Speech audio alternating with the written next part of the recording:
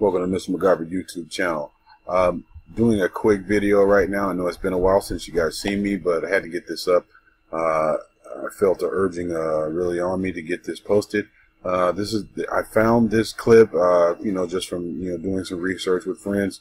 I actually got to give Bree and Max Grimmett the credit for actually getting me to this. Actually, Bree, more so than anything. But it's a fantastic find. I think that the Lord definitely gave this to her at the perfect time. What we're going to be talking about is a clip from Hercules.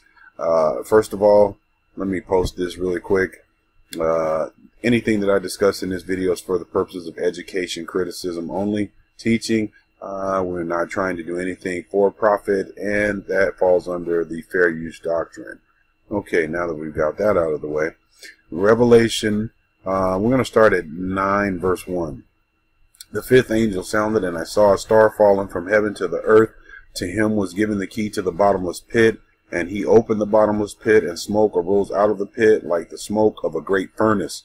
So the sun and the air were darkened because of the smoke of the pit. Then out of the smoke locusts come upon the earth, and to them was given power as the scorpions of the earth have power. They were commanded not to harm the grass or any green thing or any tree, but only those men who do not have the seal of God on their foreheads. And they were not given authority to kill them, but to torment them for 5 months. Their torment was like the torment of a scorpion when it strikes a man. In those days men will seek death and will not find it. They will desire to die, and death will flee from them. You can read the rest of that passage right there. I mean, it's good information as well. We're going to skip down to verse 11. Interestingly, 9:11. And they had as king over them the angel of the bottomless pit, whose name in Hebrew is Abaddon, but in the Greek he hath the name Apollyon. Now, interestingly enough, this has to do with CERN, of course. There is some good information right here from Jim Staley. He gives really good information quickly, kind of concisely, trying to cram it all in a quick 15 minutes.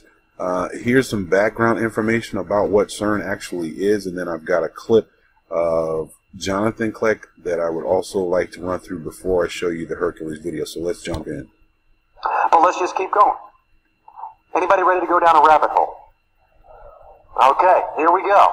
Strap on that hat, ladies and gentlemen, and grab the hand of the person next to you, because we're about to enter the Twilight Zone. There is an organization called CERN, and CERN is an acronym, and it is located it's so large, in CERN, Switzerland, which is right around Geneva, okay? And what I want to point out to you, and want to explain to you, is that CERN was started, man, I forgot my notes here, but I think that back in 1954, I believe, September 29th, 1954, amazingly, on the Feast of Trumpets. I'm sure that that was a coincidence as well. And it was also started by 12 countries. And so you have 12 countries on Rosh Hashanah, the beginning of the Hebrew calendar, the biblical calendar. I believe, in a way, if it means anything, prophetically, of symbolizing Israel, the anti-Israel. Because what you have to learn about CERN, Switzerland, what's in CERN, Switzerland, is this company called CERN, and what they have is the largest hadron collider in the world. What's a hadron collider? What you're looking at right here is a 17-mile radius. Here's some pictures of a hadron collider that takes proton particles and puts them at almost the speed of light, 99.99999% of the speed of light, which is 286,400 miles per second. And it puts them in circles going around each other, and then through giant magnets, which are 100,000 times stronger than the gravitational pull of the Earth, they force these particles to collide. What they're trying to do, you can see a picture of it there. Does that not look like something out of Star Trek? 10,000 connections just in that picture right there. 300 feet below ground. And this is where these beams of light will collide. What are they trying to do? They are trying to collide these beams and find what's called the God particle. They want to find the beginning of the universe. They want to replicate the Big Bang theory and the Big Bang, and collide these and find out what comes off of them. Because what you have is you have matter, that's what you see right now. Then you have antimatter, which is what you can't see. And you have dark matter. And what they're trying to discover is what's holding together matter that they can't see. Now, our Bible says is what? It's the Word. There's a spiritual dimension to the physical dimension, and that's what's holding everything together. What they want to do is find and separate that. So they want to separate the natural from this, what we call the supernatural, which is simply just the natural of something super. They want to separate that, and they want to isolate that. Here's the problem with that. When you separate the natural from the, here's another picture, but when you separate the natural from the supernatural, you don't know what you're going to find. Because the way that Scripture defines matter and antimatter is that you have matter that is connected to positive spiritual energy from God, and then you have matter that is connected to negative energy. That's the demonic realm. And within every human being out there, including objects, the occult does this quite well, is that they can attach demonic spirits or negative energy to specific objects. And you say, well, that's supernatural. How many remember Peter and the rag? Prayed over the rag. Or actually, they took rags from Peter and Apostle Paul, and just the clothing that he's wearing is so anointed and connected to positive energy from Yahweh that when people touched it, they were healed. In the same way, the occult will take voodoo dolls or put curses on objects, and they're literally placing demonic energy and attaching the natural with the supernatural for whatever intended result they have. Well, I'm pretty sure that their intentions are not Holy Spirit driven. So whatever they collide and they separate, it's probably not going to be a positive experience. And so, oh, Jim, you're reading into this. By the way, these are people that invented the World Wide Web. They invented it. And you can look it up on Wikipedia. They invented it for universities and for their own laboratories to be able to connect documents and information very quickly, all on one server. It was basically kind of like an intranet for all of these computers around the world to be able to share information simultaneously. Out of that came what we call the internet. This is the kind of people that we're dealing with, very, very technologically advanced. A large portion of CERN is located in the territory of St. Genus Poli. In Roman times, it was called Apolliacum. The town and the temple were dedicated to Apollyon, the destroyer, Shiva, or Horus.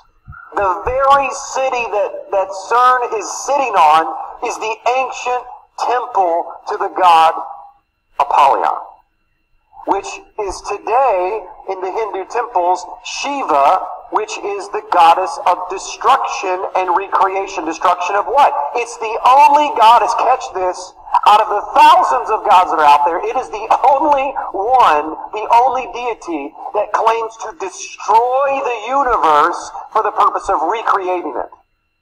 It's it. So would it shock you to discover, let's read this out of Revelation. To him who was given the key of the bottomless pit, he opened the bottomless pit, and they had a king over them, which is the angel of the bottomless pit, whose name in the Hebrew tongue is Abaddon, but in the Greek tongue, his name is Apollyon. The bottomless pit is connected, according to our Bible, to the god Apollyon, which is Hasatan himself. And the very temple of Apollyon is sitting right dead center in CERN. Here's CERN's logo. Now I'm going to stretch this just for a little bit, but what does that look like? Okay. Sorry, I wanted to skip forward to this, trying to keep the time limit down. Briefly, this is a representation of Shiva, the goddess of destruction. Notice how it is in a 360-degree shaping. It kind of looks a lot like the Hadron Collider itself, the giant magnets. Okay, so now what we're going to do is go to Jonathan really quick, and he's going to be reading from Jude, I believe it is. Sorry, if you haven't seen this series, The Glimpse of the End, he just posted them in the last few days.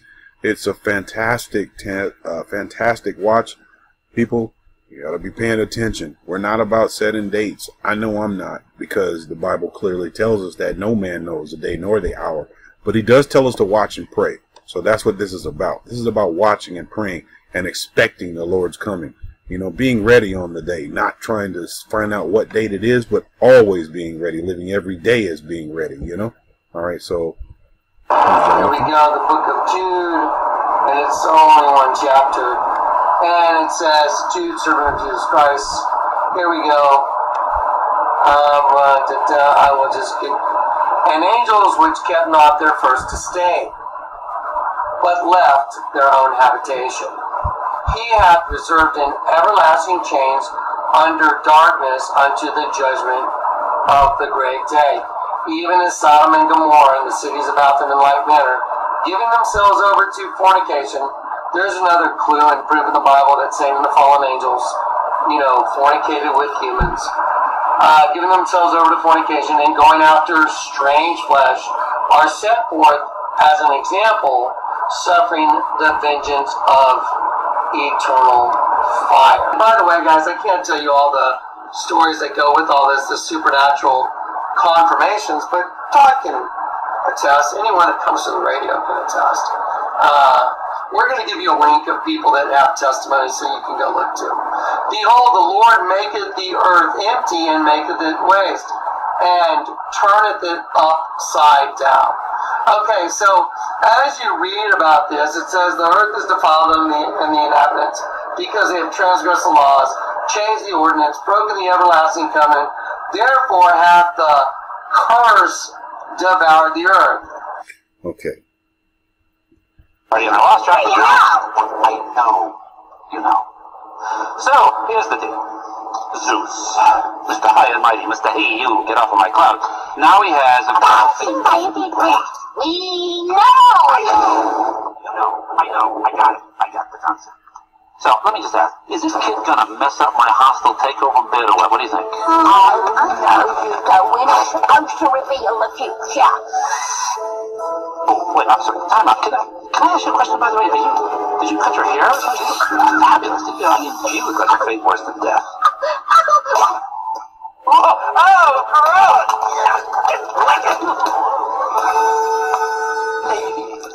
Please. My fate is in your lovely hands.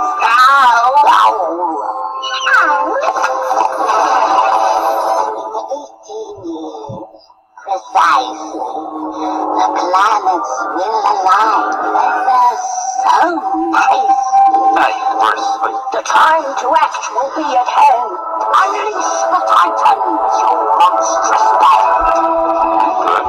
Then the once proud Zeus will finally fall, and you, Hades, will rule all. A word of caution to this tale. Excuse me? Should Hercules fight, you will fail.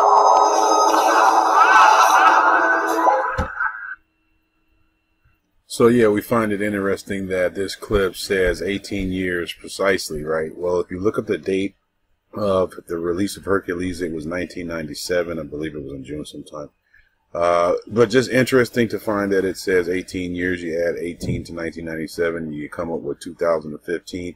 I see him standing here around the circular portal here. Looks like it's a portal opening. That's what CERN is. They're trying to open a portal. The director of the project is on record saying that they believe that something will come through there, and they don't know what might come through there. They're trying to open a black hole. They're trying to open the key to the bottomless pit. They're trying to open the bottomless pit where the demons are imprisoned. Do some research. I'll leave some links. Thanks, guys.